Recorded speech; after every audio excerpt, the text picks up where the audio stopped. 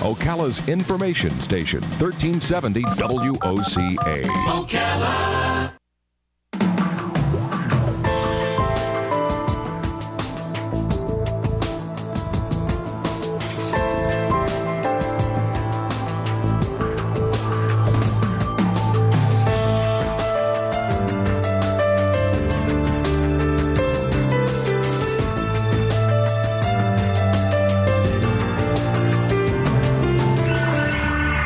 All right, 25 minutes before 11 o'clock. Thank you for tuning in. I went to a cathedral one time and watched a priest standing at the front of the cathedral, and his voice boomed through the whole cathedral.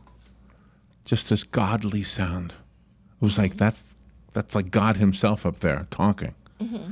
Right? And then after it was all done, everybody was wanting to meet the priest, and he was shaking hands. And I couldn't wait to meet the priest.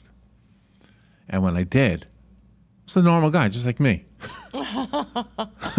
He was asking me about my pen. I had a pen in my pocket. Oh, where'd you get that pen from? Yeah. Oh, I didn't steal it from you, Father. I promise. No, I've been looking for a pen like that for a while. Really? You're looking for a pen? Here, take my pen. And he laughed. He said, no, I don't want to take your pen. I just want to go buy a pen. So I think, wow, this is like talking to a guy in a factory. Yeah, right. I thought, and I bet you it's the same way if you could meet with Jesus. One of the things that we have in this job, we have an opportunity to speak to people all over the world with all levels of greatness and reasons to be proud of themselves and for us to be in awe of them. And quite often the conversation goes like that, I just woke up. I remember we called Michael McDonald from the Doobie Brothers. Remember that? Yes, I do. Called Michael McDonald. Yeah. Hello? Yes, Michael? Who's this? This is Larry. You're supposed to be doing a radio show. Oh, I completely blew it off, Larry. I'm so sorry. I just woke up. What can I do? And I was like, holy cow, this is Michael McDonald. That's pretty cool. This is like, a famous, well, he was famous at that time. Probably nobody remembers him. Yeah. On the phone, Reverend Carol E. Richardson is on the phone. I can't wait to talk to her.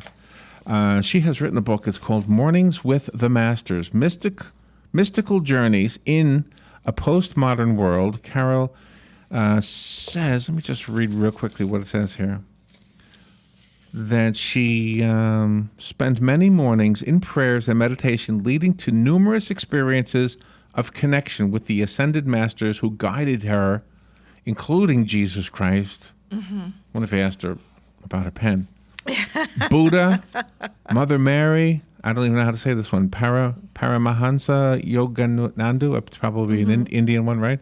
Mary Magdalene. Wouldn't you like to talk to Mary Magdalene? Yes. I have so many questions for Mary Magdalene. And Reverend Carol Richardson, what an honor to speak to you. Good morning, Reverend.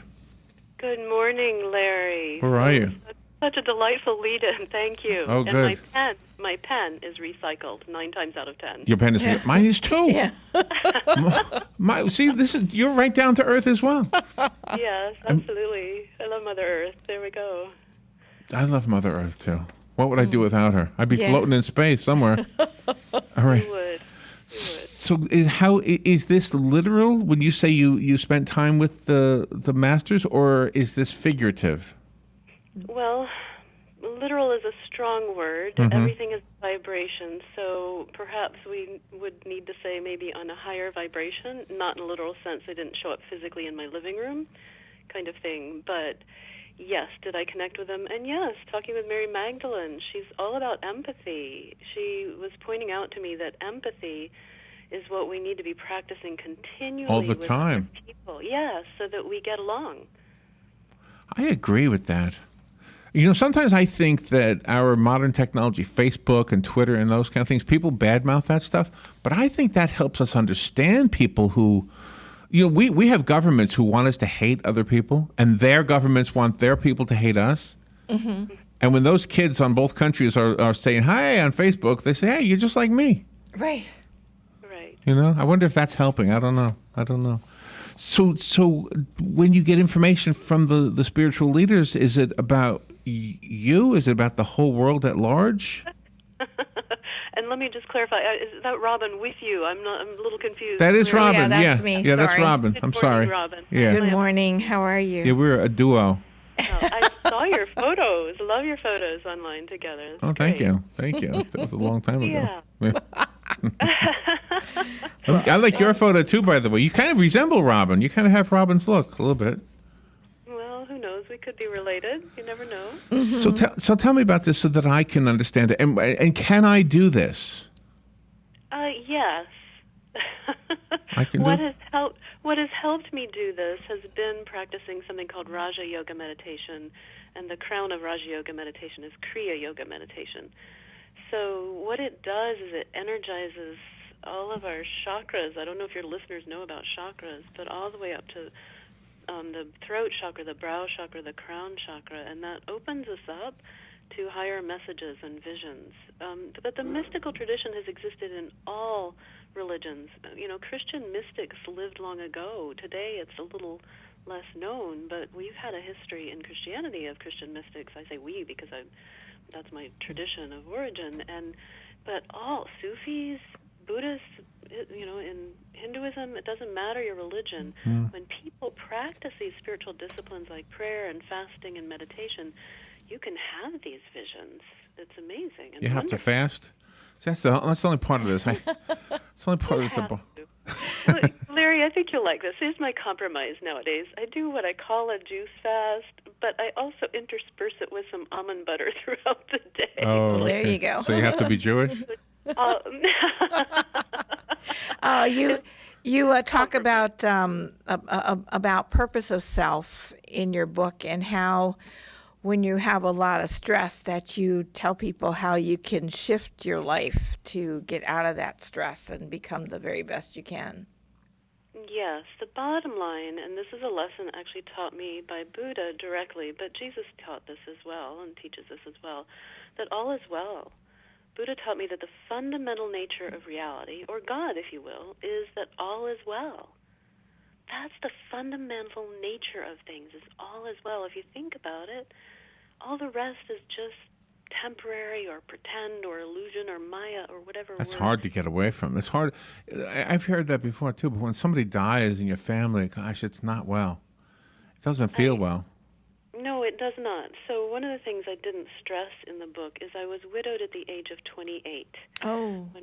When my 34-year-old husband died suddenly of a cerebral aneurysm, leaving me with a 7-month-old son and a 22-month-old daughter, both in diapers still. Was this before you became the person you are now? Still evolving, Larry, still evolving. Long process. Yes, that was when I experienced my quote-unquote call to ministry. So I, with the help of others and by the grace of God, finished my master's in public health and then went to Vanderbilt Divinity School, fell in love with theology, particularly liberation theology, feminist theology, science and theology, environmental theology. So I learned all this lovely academic stuff about the Bible and all this academic theology. But then I started on this Eastern path through meditation, and you did very well saying Paramahansa Yogananda, by the way. His book, Autobiography of Yogi, I was reading when I learned Raja Yoga meditation, and that combo changed my life.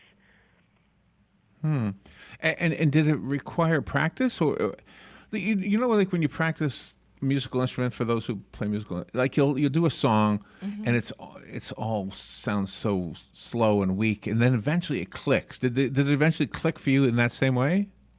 Yes, meditation eventually clicks. You know, depending on your day, depending on how you got out of bed, I forget who you were saying you interviewed and getting out of bed. You know, depending on that stuff, you know, it clicks or it flows. First, you know, it was really my chance to have this space of peace. Because and anyone who thinks they don't have time, when I started meditating, I was a young widow, which means my kids were always with me, single mom with, you know, there was no send them away for the weekend sort of thing. They were always with me, and working full-time as an associate minister in a church. And I don't know if you know, but working for a church, it's not 40 hours. It's like 50. It's a lot of time. Oh, wow. So what if I'm friends with you, and I come over to your house and we have a cup of tea or something, and I'm getting information from you. I say, you know what I need to know, Carol, I need to know, and then whatever the question is. And then you tell me the answer. Well, there's going to be a lot of times where I don't want to have a need for information. I just want to come over and sit with you. You know, I used to do this with my mom and dad when they were alive. I didn't have a reason to go over there. And so when they died, when my parents died, they're 4 years apart from one another, I would often say, gosh, I wish I could just go together. I don't have any like, you know how people pray to people who've been deceased, and they'll say, "Oh, could you please help me out with the electric bill? Could you please help me out? Oh, cousin Judy is sick and we need help with that." I would pray to them, "Look, I don't have anything to ask you for. I just would love to hang out, just for a half hour." And I'm wondering if it's not the same way with religious leaders. I mean, does Jesus just like somebody to hang out with him, He would like to hang out with us, yes. The Ascended Masters would love to connect with us. We need to raise our vibration to make it possible. But once we raise our vibration, it is very possible. But if we're busy going around focusing on, oh my gosh, I don't have what I need for today, or oh, I've got to get ready for that, or oh no, I have all these 10 things to do that aren't done yet, or oh, I want to have better clothes, or more food, or gee, that doesn't taste good enough. I really want this other thing instead. If we're focused on all this material plane, it just doesn't help. We need to get outside in nature. Nature can help raise our vibration. I believe you're a musician or musicians, right? Yeah. Your voice is music, by the way. I love listening to you talk. Thank you. Do you sing? I do. I love to sing, absolutely. I can hear it. I can hear the singing. Can you hear it, Robin? I can. Let's take a little break, and we'll be right back. Reverend Carol E. Richardson is on the phone with us. Are we supposed to wrap this one up early? Well, it's your discretion. Oh, it's my discretion? Yes, we can go along with this? Can you stay with us, Carol? Yes, I'll be happy to. Or do you have another interview you have to do? No, not another today. Oh, good. Well, then don't go away. Okay. We're having fun hanging out, and I want to do it, but we have a commercial break. So my notes say we wrap it up now, but we're not going to. Okay, wonderful. We're just going to hang out. So go get a cup of something that you like. And I'm into green tea now, by the way. I like green tea. I'm stopping coffee. But I still like coffee. I had coffee yesterday. Mm-mm. See, this is what I mean. Just hang out. We don't have to have important questions. Yeah, we do. She's written a wonderful book. All right, we'll be right back. We'll be right back. The weather is brought to you by myfwc.com. Safe boating is no accidents. Wednesday will be a warm one with partial sunshine and a high of 83 to 87. Partly cloudy and mild winds tonight, low 62 to 66. Thursday, more clouds and sun and warm, high 81 to 85. For Friday, mostly cloudy with a shower or two, highs in the upper 70s to lower 80s. From the Florida Weather Center, I'm meteorologist Joe Lundberg.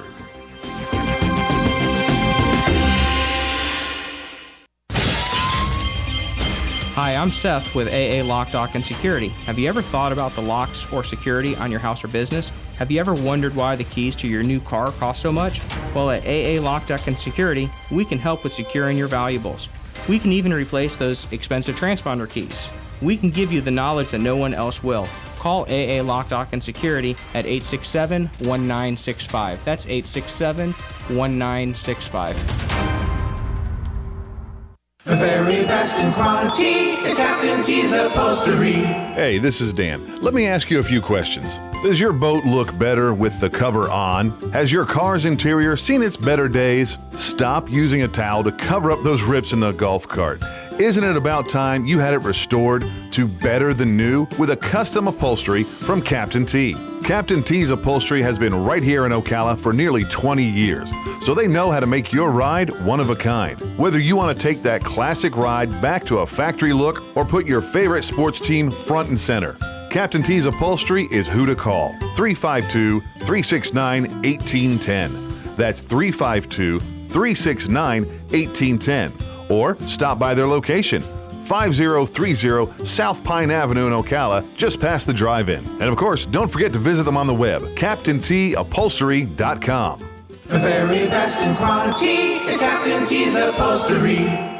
Ocala's Got Talent, happening in May, but if you want to get in on the running, you need to apply. The dates are March 12th, 19th, and 26th from 10 to 6 p.m. each day, and the location is at Mojo's on Southwest 17th Street. Do you have what it takes to shine and stand out in what you do? Well, there's only one first place winner for Ocala's Got Talent, and it could be you. Audition fee is just $25, and spectator fee is $5. This helps the Heart of Florida Youth Ranch. Questions, call 352-595-7100. Putting the local back into radio. 24 hours a day, 365 days a year. WOCA News. Variety. Information. Now. Keep your arms and legs on the inside at all times. Visit the WOCA website at www.woca.com. The most trusted name in news, Fox News, every half hour, only on 96.3 FM, 1370 AM, The Source. All right, 10 minutes before 11 o'clock. Thank you for tuning in. We were able to, we asked permission. Reverend Carol E. Richardson, she's with us, continuing to be with us, because the conversation is so good. The book is called Mornings with the Masters, Mystical Journeys in a Postmodern World. What does that mean, postmodern? What does that mean? Well, it's really, in a sense, no longer Newtonian science, but the kind of physics where we realize that things are not as predictable as they may seem, and that energy is really everything. Everything really does come down to energy. And energy, if you think about it, really has a message to it, like the way cell phone towers send us a signal to our phone, or, the radio signal or the TV signal comes as a wave of energy, but it has a signal, a message to it. Spiritually speaking, everything that is energy and also has a message to it. So there's a spiritual vibration to everything that is as well, and that can bring a message to us. Does the message ever change? Yeah. Here's a really easy example. And boy, I'm going to want to talk with you guys for another half hour because there's so much more. But here's an easy example. Have you ever been to a ball game and you literally felt the excitement in the air? Yes. Literally. Yes. Yeah. I felt excited, but I didn't literally feel something in the air. I mean, yeah, but excitement of the other people. I felt excitement, yes, but from the other people. Literally, okay. We call it feeling the excitement in the air. Okay. I mean, it's a common term. Why? Because people feel it. It's not just our excitement. We feel everybody's excitement, right? Robin, okay. I know what you mean. Yeah. Good, Larry. Thank you. So, and nobody had to say, hey, guess what? There's this energy in the air, and we call that excitement. Can you feel it? Nobody has to say that to us because we're intuitively programmed to get it. Okay. All right. That makes sense. And okay. So, another example? Can I give you another example? Okay. I want you to go on, but let me give you another example so we get this concept. Have you ever been in a room where there was a tension in the air? Oh, yeah. Yeah. Yes. That's that old saying. Yeah. So thick you could cut it with a knife. Mm-hmm. Did you ever get divorced? Exactly. That happened to me. That tension in the room, I remember that real bad. I can imagine. Yeah. Oh. Well, you had it worse. I mean, you had a death. A death. Yeah, but that's not tension. That's a different thing. Mm-hmm. That's sadness. Really, that's sadness in the room. Down, ouch, trauma, ow, and injury. Yeah. So, okay, so if I'm energy, right? Yeah. When I learned to communicate, when I learned how to talk or write or anything that you can communicate with, all my life, my message might have been different 20 years ago than it is now. Although there is something the same. I mean, I've always been the guy who said, you know what, you can do anything. I believe you can do anything. That was always my message. Mm-hmm. You can do anything. Wonderful. Yeah, that's it. That's my whole message. See, this is why you don't need to be with me. You just have to hang out, get a cup of coffee, and let's talk about whatever was on TV last night. You talk about visualization also, and how people need to do this kind of activity. But genuinely, you just can't do it and not have anything genuine from your heart. Right. So there are two basic kinds of visualizations that I'm talking about. I guess we could add a third if you're talking about sports and visualizing making the basket or, getting across the goal line or whatever. That sort of visualization is helpful as well, and important, really important. But also in life, just visualizing where you want to be and, seeing yourself there, seeing all the different parts of that and feeling it and so forth, that sort of thing is important. But then also in meditation, there are a lot of different forms of visualization that we can use to shift our energy, cleanse our energy, protect our energy, keep our energy in. And I teach classes on this, and it's just amazing. And I love it when people have that aha moment. Oh, this works, you know? It's excellent. I have a question for you. In the Bible, Jesus says, I am the I am. Okay. In French, the two words that mean I am are je suis, which looks like it's Jesus, except there's an extra I in there. Have you ever noticed that? Yeah. Have not, and I grew up having to speak French. So you know French. Think about the word je suis. It looks like Jesus, right? Oui, c'est ça, c'est vrai. Je suis. She has an accent too. So where are you? Where are you calling from? I'm in the Washington, D.C. area, but I grew up partly in Africa. I had to go to school in French in the Ivory Coast for a year. Oh, really? Yeah. Okay, I mean, what did he mean when he said I am? And why does je suis look like Jesus? I don't know, but that's such a gift. Thank you for pointing that out. I'd never thought about it. But there must be a reason for that. There must be something we're supposed to understand. Well, the universe is amazing like that. If you can just accept that the universe has these amazing connections, it's all energy, consciousness, all woven together. But the I am, Jesus was referring back to that experience of Moses in the burning bush where he asked God, okay, who are you that you're sending me back to the people in Egypt to take them out of there? Who can I say was telling me to do this? And God says, I am that I am. That's Yahweh or Jehovah, YHWH. I am that I am, or I will be who I will be. It's basically I and the verb to be. So Jesus was referring back to that, but I believe he was referring not just to himself, that in us, our soul self, is that presence of God as I am. And you also encourage people to focus on the positiveness of life and not on the negative, because sometimes people just focus on the negative all the time and they expel all their energy that way. Right. It's very draining when we go through life just focusing on what's going wrong in the day. Instead, if we can just shift and go, oh, I'm grateful for this. I don't care what it is. It's a plate. You have a plate to eat on? Wow. There are millions of people around the earth who don't have a plate to eat on. Whatever little thing. You have a bathroom that works. It's great. Anything. You have a coat to put on, a pen, everything. Just to be grateful for all this. Do you know, you are, in the book, you reminded me of a story from the Andy Griffith Show.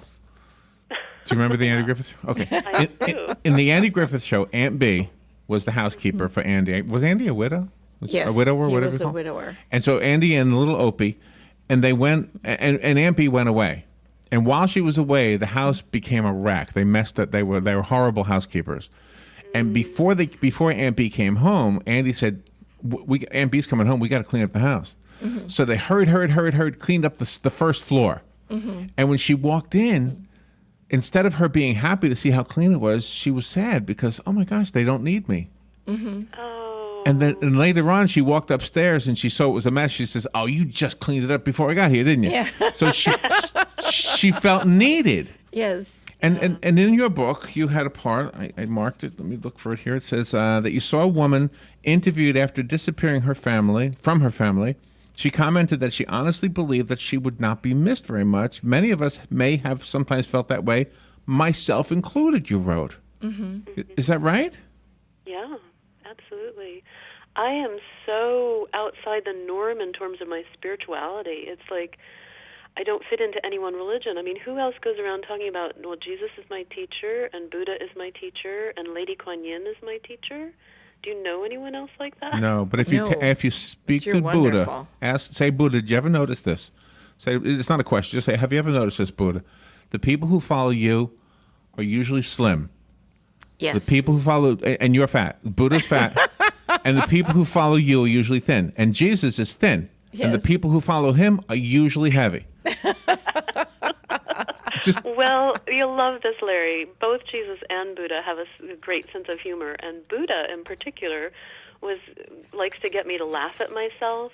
And after I had what I call an enlightenment vision, which is when I first connected with all these ascended masters back in May of 2010, because I was struggling financially, Buddha would get me to laugh, and after the vision, he taught me to just say, Buddha belly, Buddha belly. Buddha belly. You see, I think he's a fun guy. He looks like a fun guy. He is a I always fun see him guy. sitting on the counter at the Chinese restaurant. So, Reverend Carol E. Richardson, I hope you can come back sometime. The book is called Mornings with the Masters, and call me if you want the copy that was sent to me. Real quickly, how do we get this? Is it on Amazon?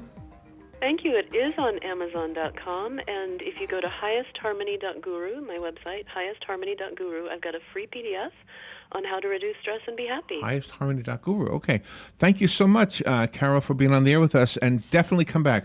And we'll be right back. This is WOCA Ocala. This is a Fox News alert. I'm Lillian Wu. Fox News confirms the president's pick for the Supreme Court. Merrick Garland serves as the chief judge of the D.C. Circuit. That's just one level below the U.S. Supreme Court. Many of the current justices served on this circuit before being elevated to the Supreme Court. It's sort of viewed in baseball parlance as AAA.